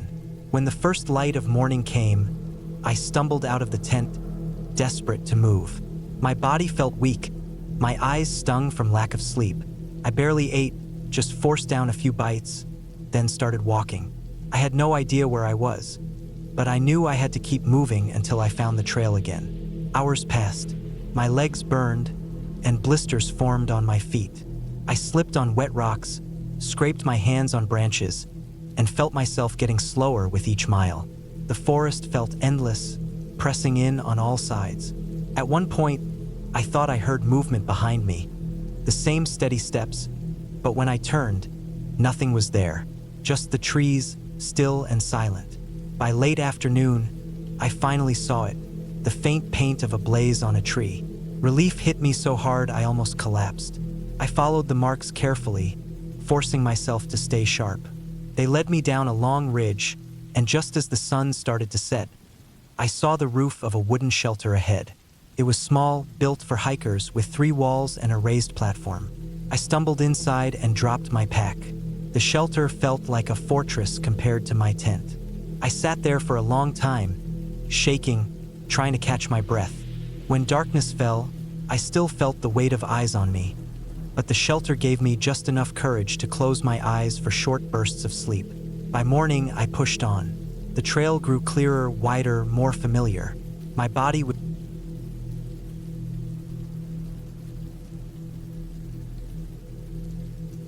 I had been hiking for years, but I never considered myself an expert. I knew how to pack smart, follow maps, and take care of myself, but I was far from a professional outdoorsman. I liked hiking alone because it gave me time to clear my head. That summer, I decided to push myself a little further than usual and try a trail I had read about in a few guidebooks, one that stretched across a mountain ridge in a national forest. The trail was not one of the busiest ones, which was part of the appeal. It was described as long, narrow in places, with sections of loose rock and steep drops. People who wrote about it mentioned the views more than anything, the kind of views that made you feel like you were walking across the roof of the world. I was drawn to that. I figured if I started early, paced myself, and stayed focused, I could handle it. I arrived at the trailhead a little after sunrise. The parking lot was nearly empty, which was no surprise since it wasn't one of the more popular hikes in the area. The air was cool, and I could still see mist hanging in the trees. I strapped on my pack, checked my water, tightened the straps on my boots, and headed out. The first mile or two were peaceful. The trail cut through thick forest, and the ground was soft with pine needles. Birds were calling in every direction, and every so often I would stop and just breathe in the smell of damp earth and sap. I could feel the weight of the world slipping away with each step. The climb began gradually. The trail narrowed, the trees grew thinner, and rocks started to jut from the ground. I had to watch my footing more carefully. After another half hour, I reached the first viewpoint, a flat rock ledge overlooking the valley. The morning light stretched across the hills, making the rivers below flash like strips of glass. It was beautiful, and for a while I stood there soaking it in, telling myself this was exactly why I had come. From there, the trail became rougher. It hugged the side of the ridge, and the drop-off on my left grew steeper with every turn. The soil was loose, scattered with pebbles that shifted under my boots. I slowed down, planting my poles carefully, keeping my balance steady. The wind picked up, cool but strong, pushing against my chest. I passed through sections where the forest thinned out completely, leaving only open rock with small patches of grass. I could see the trail snaking ahead, sometimes dipping, sometimes climbing, always tight against the spine of the ridge. I reminded myself to take breaks, drink water, and not rush. By late morning, I had been hiking for a few hours. Sweat dampened my back, and the straps of my pack rubbed against my shoulders. I stopped under a lone tree and ate a granola bar. The forest was quiet here, eerily quiet, in fact. No birds, no rustling leaves, just the steady rush of wind. For the first time that day, I felt a small chill that had nothing to do with the weather. I pushed on. Around noon, I reached the part of the trail I had read most about, the exposed section of ridge. It stretched for maybe half a mile, with nothing on either side but empty air and jagged slopes. The path itself was only a few feet wide in places. I told myself not to look down, but I couldn't help glancing now and then at the dizzying drop. The wind was stronger here, and every gust made me tense. I planted each step carefully, using my poles to test the ground before shifting my weight. I could feel my heart pounding as I moved across the ridge, my eyes fixed on the next stretch of solid ground. Halfway across, I noticed something unsettling. The trail ahead looked damaged. A section of rock had crumbled, leaving a gap where the path should have been. It wasn't huge, but it was enough to make crossing tricky. On the left side was the drop. On the right, the rock wall slanted upward too steeply to climb. The only option was to edge across what was left of the path. I crouched, studying it. Loose gravel covered the surface, and I could see small pieces skittering down when the wind hit. My stomach tightened, but I knew turning back wasn't much safer. Going across would take less time than trying to retreat all the way back down. I placed my poles aside and used my hands to steady myself as I inched forward. Every muscle in my body was tense. I slid one boot forward, tested it, then shifted my weight. The rock shifted slightly, and I froze. My throat felt dry, but I forced myself to keep going. When I finally reached the other side, I let out a shaky breath. My legs trembled, and I had to sit down for a moment to steady myself. The ridge continued, but at least the path looked solid again. That was the first real moment I felt fear on the hike. Not just nerves, but real fear. Still, I told myself it was behind me, that I just had to keep going. By the time the sun was past its peak, I reached a point where the trail dipped into a narrow gully between two peaks. The walls on either side rose like jagged teeth, and shadows filled the path. The air grew cooler, and I felt a strange sense of being hidden away from the open sky. It was then I noticed the first sign that something was wrong. A torn piece of fabric lay on the ground, tangled in a bush. It looked like it had been part of a jacket or maybe a backpack strap. It was faded, weathered, but clearly man-made.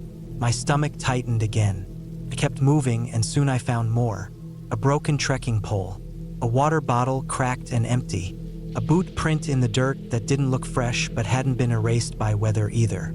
I didn't want to jump to conclusions, but the pieces formed an uneasy picture.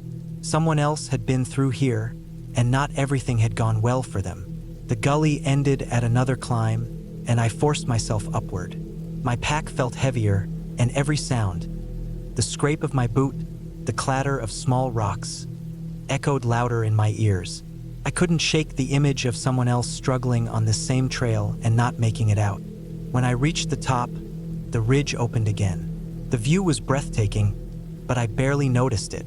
My mind was on the trail behind me, on what those scraps of gear meant. I kept pushing forward, telling myself the fastest way out was still ahead. But as the hours dragged on, I realized something troubling. The trail markers grew harder to find. Some were missing altogether, and in places the path split into faint tracks that didn't match the map I had.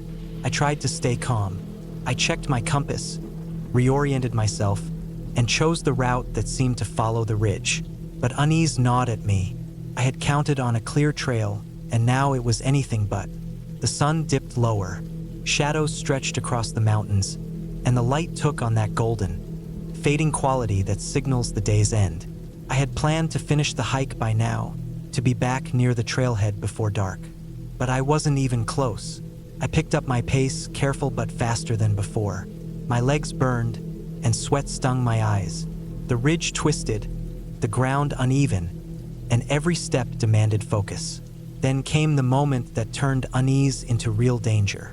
The trail ahead vanished. Not faded, not overgrown, gone. A rock slide had wiped out the path completely, leaving only a scar of broken stone tumbling down the slope. I stood there, staring at it, realizing there was no safe way across. I checked my map again, my hands trembling. There had to be another route, maybe a side trail leading down. I scanned the ridge, and far off I spotted a faint track veering into the trees. It wasn't marked, but it was my only choice. I followed it, pushing through brush and stumbling over roots. The trail was narrow, barely more than an animal track, but it sloped downward. My hope rose. Maybe it would reconnect with a lower part of the main trail. But the further I went, the worse it became. The ground grew softer, muddy in places, and the slope steepened.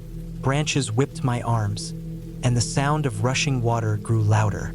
I realized I was descending into a ravine. At the bottom, I found a stream, cut sharply through the rocks, cold and fast. I knelt, splashed water on my face, and drank carefully. My body needed it, but my mind was racing. I was far off the ridge now, and the sun was nearly gone. The forest closed around me, dense and dark. The air was damp, carrying the smell of moss and wet earth. Every sound seemed magnified: the gurgle of water, the snap of branches, the rustle of unseen animals. I decided I had to camp for the night. Hiking in the dark would be suicide. I cleared a small patch near the stream, set down my pack, and unrolled my emergency bivy sack. I hadn't planned on spending the night out here, but I always carried it just in case. As darkness fell, the forest came alive with noises. Crickets chirped, owls called, and now and then I heard heavier sounds, something moving through the brush. I told myself it was deer, maybe elk. Still, I kept my bear spray close. I barely slept. Every snap of a twig jolted me awake. I stared into the darkness, heart pounding, ears straining for patterns in the noise. My body ached from the day's hike, but my mind wouldn't let me rest. When dawn finally came, it felt like a relief and a warning at the same time. I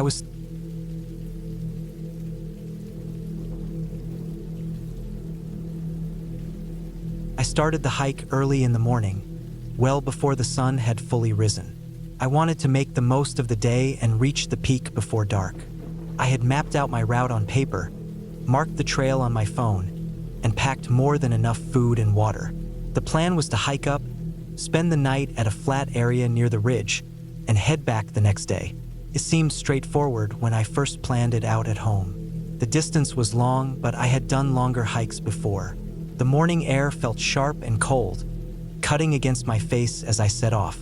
My boots crunched on the frosted dirt, and the forest around me was still. Every sound seemed louder in the silence. The steady click of my trekking poles, the flap of my backpack straps, even the sound of my own breathing. I walked with a good rhythm, feeling confident. The first few miles were easy. The trail wound through thick pines, the ground littered with fallen needles that softened each step. The forest floor was damp from rain a few days before, and patches of mud pulled at my boots. I tried to keep my steps steady, reminding myself that wasting energy early would only make the harder parts worse. After a couple of hours, the sun was finally up. Light filtered through the trees, turning the damp air golden. I could see my breath fading in front of me. I stopped for a quick snack, pulling out a granola bar and taking a long drink from my water bottle.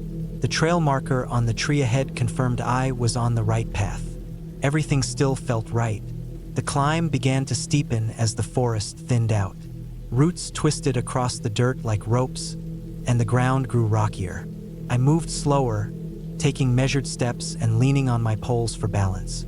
The air warmed as the sun rose higher, and sweat began to cling to my shirt. I stopped more often, standing still to let my heart slow down before pushing forward. By midday, I reached a ridge that opened into a view. The forest fell away below, rolling out into valleys and hills that stretched for miles. The wind hit harder up there, cold and sharp again. I stood for a while, letting the sight sink in. It was the kind of moment that made the effort worth it. But when I checked the time, I realized I had slowed down more than I thought. I still had several miles before reaching the flat spot where I planned to camp. I tightened the straps of my pack and pushed forward, forcing myself into a faster rhythm. The trail narrowed as it climbed. Loose rocks shifted under my boots, and the drop beside the path grew steeper. I kept my eyes down, focusing on each step, not allowing myself to look too long at the slope below. My legs burned, and my breath grew heavier. I stopped often, hands on my knees, waiting until I could move again. By late afternoon, clouds began to gather. They rolled across the sky in thick gray layers, dimming the light. I checked the map again and realized I was still at least 2 hours from the spot I had marked. I didn't like the thought of setting up camp in the dark, but I had no choice except to keep moving. The forest closed in again as the trail dipped into a ravine. The light dimmed faster under the canopy, and the air grew damp and colder. The ground here was slippery with wet leaves, and I moved cautiously. My boots slid a few times, and once I had to grab a branch to stop myself from falling. The silence pressed heavier in that part of the woods. When I finally climbed back out of the ravine, the last bit of daylight was fading. The clouds had thickened, and it looked like rain was coming. I pulled out my headlamp, but I held off turning it on until I had no choice. I didn't like how the narrow cone of light would cut me off from everything else, but soon the forest was too dark to see without it. The beam lit the ground ahead, catching on rocks and branches. The shadows it cast seemed to move in ways that made me uneasy, but I reminded myself it was just the light playing tricks. I moved slower now, scanning carefully with each step. I expected to reach the flat clearing within the hour, but as time dragged on, the trail didn't seem to match the map. I checked my phone only to see the battery was nearly dead. I had a power bank, but something about pulling it out in the dark, in the middle of the forest, didn't sit right. I kept walking, telling myself the clearing had to be just ahead, but it never came. The trail twisted, climbed, and dropped, and every time I thought I was close, I realized I wasn't. My legs felt heavy, and my throat was dry even though I kept drinking water. When the rain finally started, it came fast and cold. The drops struck my jacket like pebbles, soaking through before long. The trail became slick, and mud clung to my boots with each step. My headlamp reflected off the wet ground, making it harder to see. The cold sank into my arms and legs until I felt stiff. I started to realize I might not find the clearing at all. I looked around for any flat spot where I could set up my tent, but the ground was too uneven, too sloped, or too muddy. I kept moving, driven by the need to find somewhere safe to stop. Hours seemed to pass. The forest around me felt endless. My headlamp flickered once, making my chest tighten, but it stayed on. My body ached, my legs felt like lead, and every step grew harder to force forward. At last, I found a small patch of ground that was level enough. It wasn't perfect, but it would have to do. I dropped my pack with stiff arms and fumbled to pull out the tent. My fingers felt clumsy and numb in the cold, and I struggled to get the poles in place. The rain made everything harder, turning the fabric slick and heavy. When the tent was finally up, I crawled inside, dragging my wet gear with me. The sound of the rain on the thin fabric was constant, and the cold seeped in no matter how tightly I wrapped myself in my sleeping bag. My body shivered for a long time before I finally drifted into a restless sleep.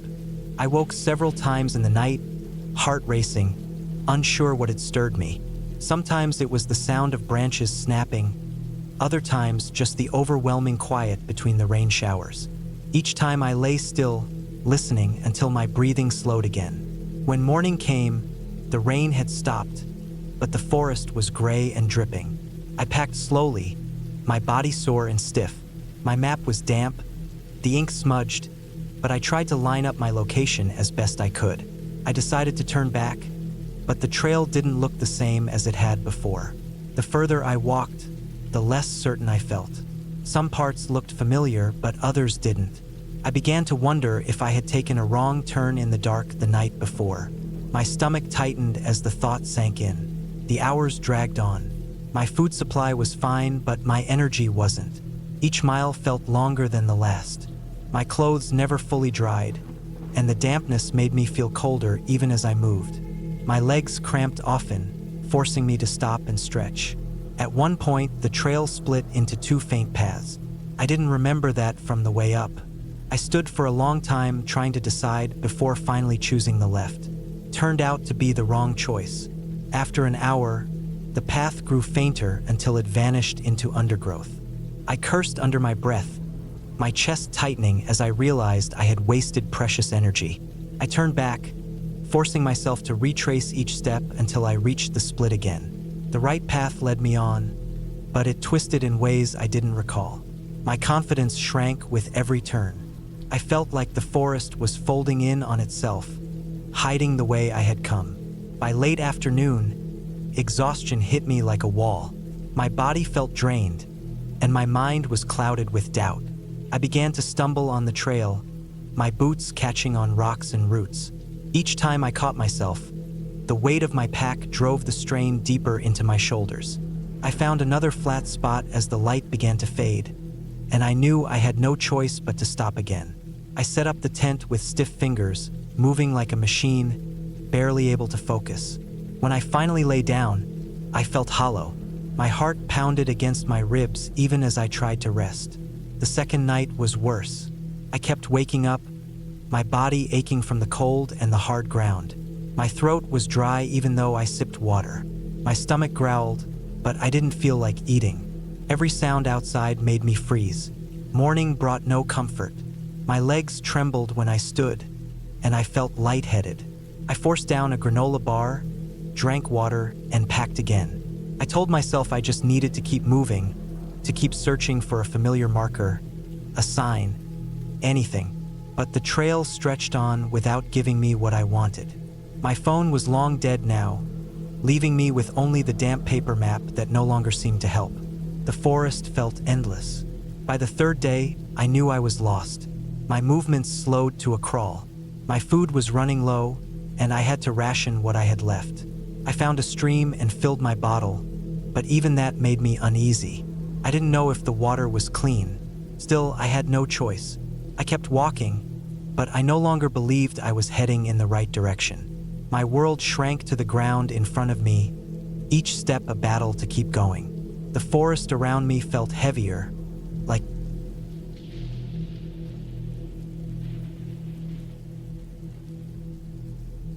I had been planning the hike for weeks. I wanted something far enough from the city that I could really feel like I was away from everything, but not so extreme that I would be risking my life by being out there. I studied the maps, looked at satellite images, and checked trail reviews from other hikers. The trail I picked seemed perfect. It wasn't very popular, but it had a mix of forest, ridges, and river valleys. It was the type of hike where you could see wildlife but still be within a day's walk back to the road if something went wrong. I told myself this was going to be my chance to reset, to push myself a little bit, and to prove I could handle being out there on my own. I packed everything carefully. My backpack was heavy, but I had all the basics. A tent, sleeping bag, food, water filter, a small cooking stove, extra clothing, first aid kit, map, compass, and a flashlight with extra batteries. I even carried bear spray, even though the area wasn't really known for bears. I had read too many stories about people not taking things seriously. I wasn't going to make that mistake.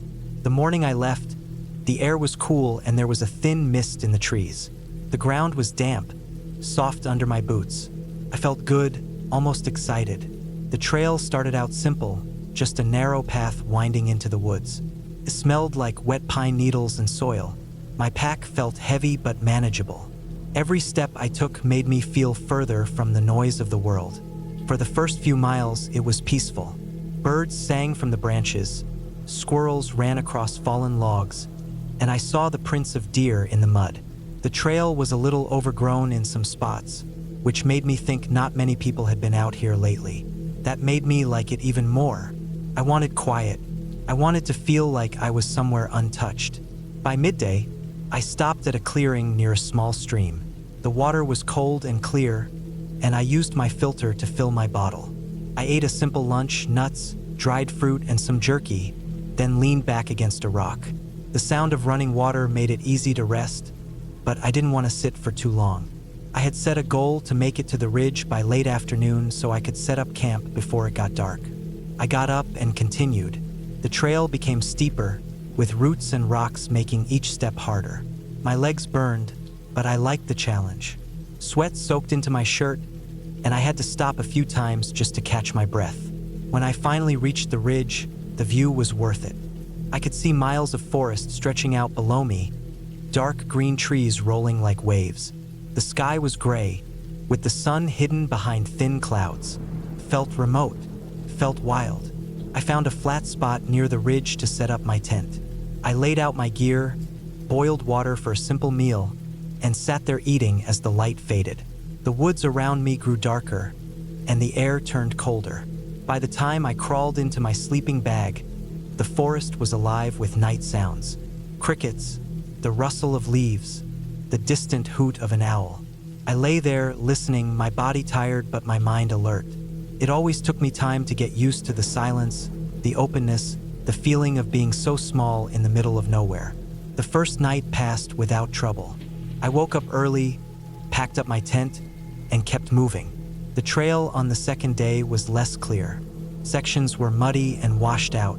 In some places, I had to push through thick brush, checking my map often to be sure I was still on track. It was slow going, but I reminded myself that I had chosen this hike because I wanted a real challenge.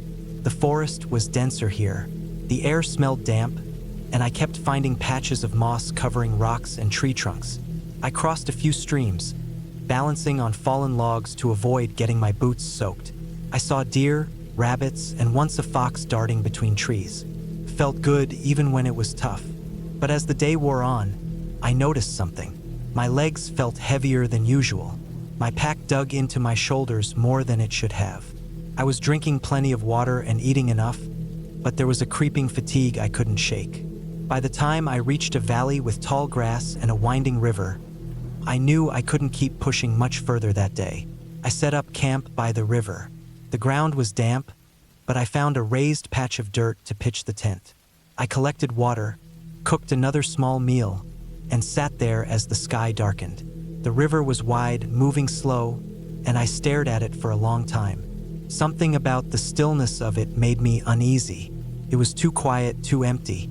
I didn't see any fish jumping or hear insects buzzing near the water. Felt dead. That night, I woke up to the sound of movement outside my tent. It wasn't close at first, just the snap of a twig, the brush of grass. I froze, listening. My first thought was a deer, but then it came closer. Slow steps in the grass. My heart started racing. I reached for the bear spray and my flashlight, but I didn't unzip the tent. I just lay there, every muscle tight, waiting. The sound circled my tent. Not fast, not rushing, just steady.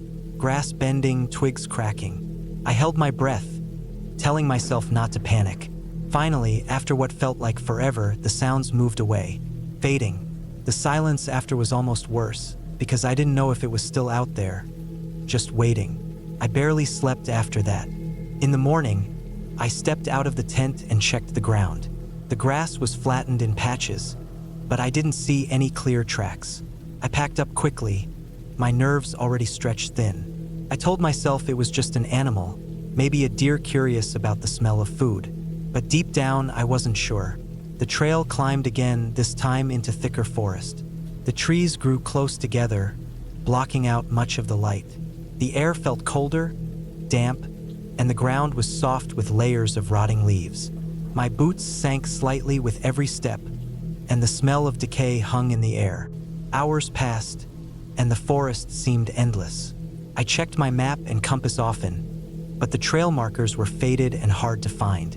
At one point, I realized I had been walking for almost an hour without seeing a single marker. Panic pricked at the edges of my mind, but I forced myself to stop, calm down, and backtrack. Eventually, I found the trail again, but it made me uneasy to know how easily I could get lost out here. By late afternoon, I reached a clearing with large boulders scattered like giant teeth. I sat to rest, drinking water, when I noticed something strange.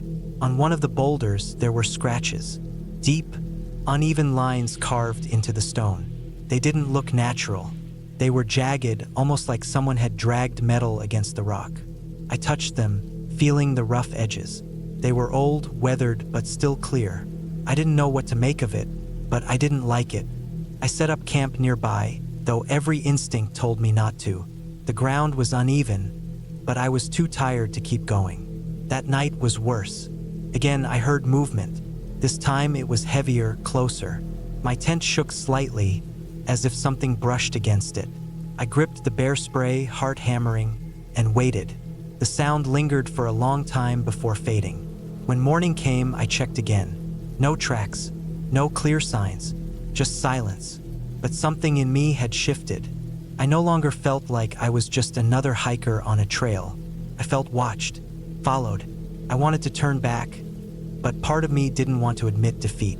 I told myself I could push through, finish the loop, and make it back. So I kept walking. But as the miles dragged on, my body grew weaker. My legs ached constantly, my shoulders burned, and my head felt heavy. Every sound in the forest made me jump.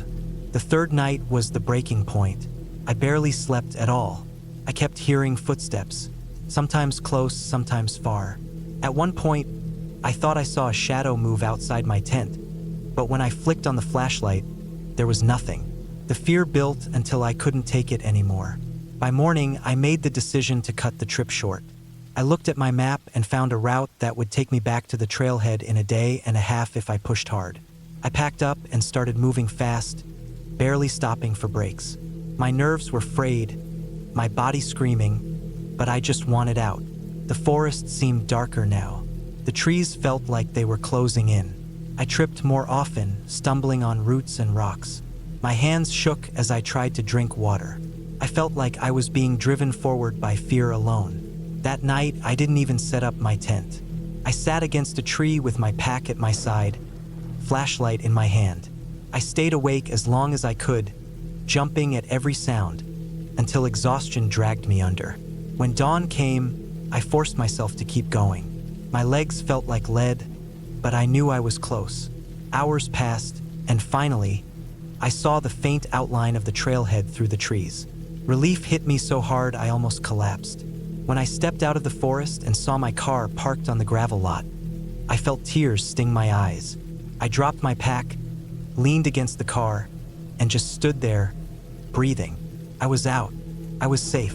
The hike had started as a test, a way to challenge myself. Instead,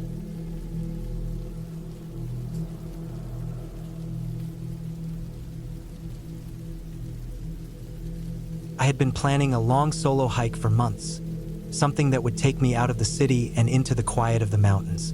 I wanted space, a challenge, and the kind of silence that only comes when you are miles from anyone else. I chose a stretch of trail that wasn't one of the most popular ones, but still had markers and a map I could follow. I felt like it would give me the best of both worlds, remoteness but not complete isolation. I packed carefully for this trip. I had a large hiking pack with a tent, sleeping bag, food for several days, water bottles, a filter, first aid kit, flashlight, extra batteries, a knife, a lighter, a rain poncho, and some warmer clothes. I even brought a whistle and a small notebook where I liked to record details of the places I went. Everything was planned down to the route I would follow, where I would camp, and how much time it would take. I told myself that being overprepared was better than being caught off guard. The morning I set out, the air was cold and thin. The trail started low near a parking area with a small ranger station, but the path quickly curved into tall pines and rocks.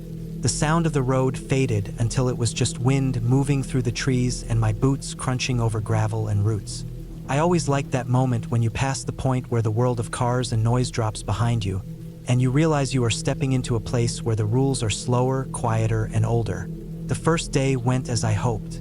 The trail rose higher, and I passed streams where I refilled my bottles, filtering the water until it ran clean and cold.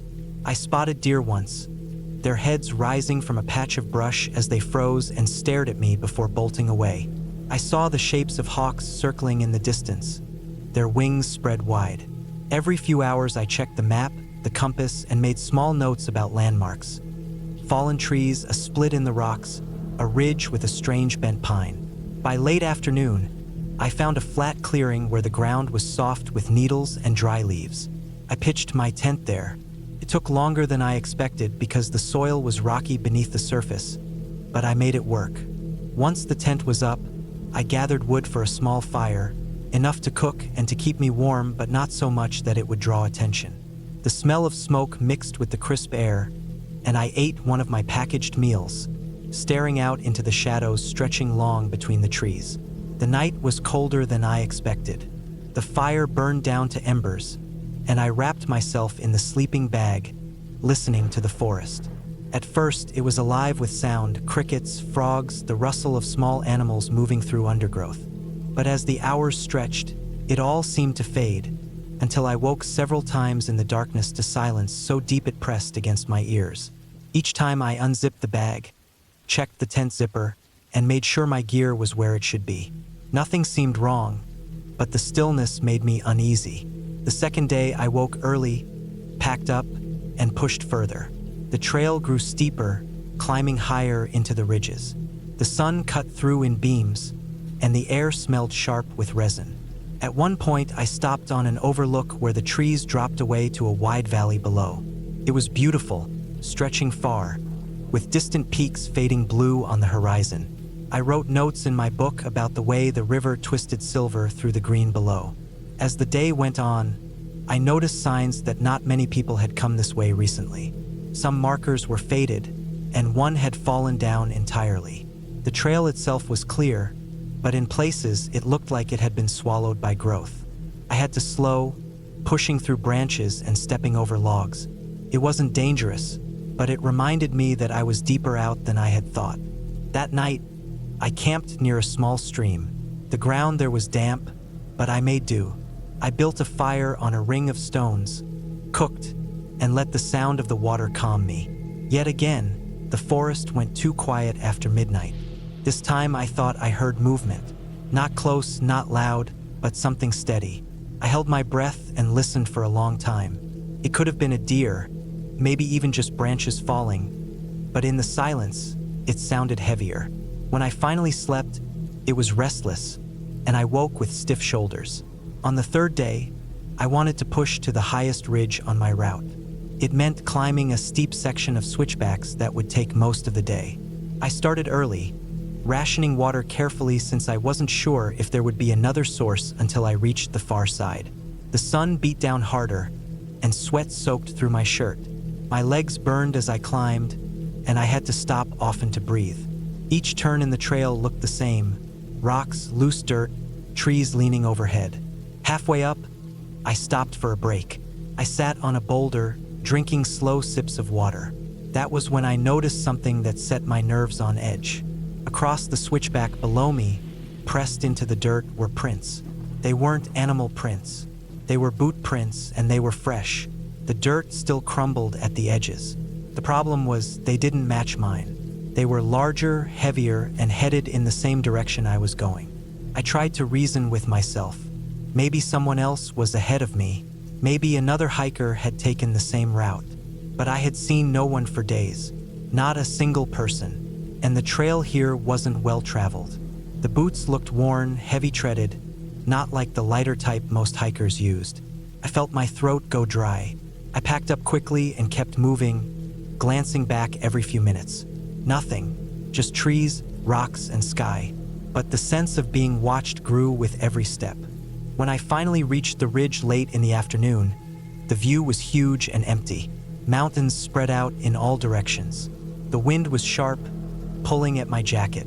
I set my pack down, too tired to go further, and decided to camp there despite the exposure.